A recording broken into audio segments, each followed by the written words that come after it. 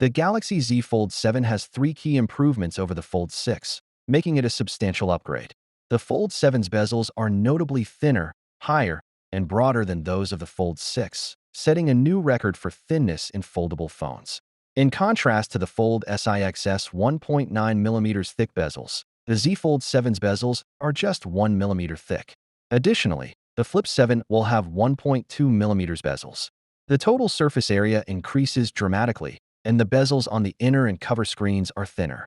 With its internal display expanding from 7.6 to 8.2 inches, the Z Fold 7 has the sensation of a little tablet. There has been conjecture over the Z Fold 7's thickness. According to leaks, it would be 4.5mm thick when unfurled and 9.5mm thick when folded. It will be 8.9mm when folded, according to Ice Universe, which is still very thin but not as severe as 8.2mm.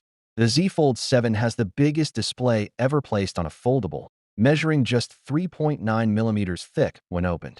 Compared to the Oppo Find N5, the thinnest unfolded foldable currently available on the market, which measures 4.21mm.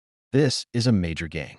According to reports, Samsung's new battery and charging technology in the Fold 7 uses silicon carbon cells, but the 4,400 mAh capacity stays the same.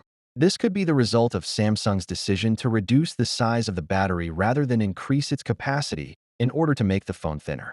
The Z Flip 7 is certified to operate at the same rates, and the Fold 7 has a 4,300 mAh battery, just 100 mAh less than the Fold 7 on a device that is almost half as large. With its thinner form, larger display, narrower bezels, ultra cameras, creaseless display, and other improvements, the Z Fold 7 is still a significant upgrade. This may have been ideal if Samsung had managed to fit in a bigger battery and perhaps a periscope camera.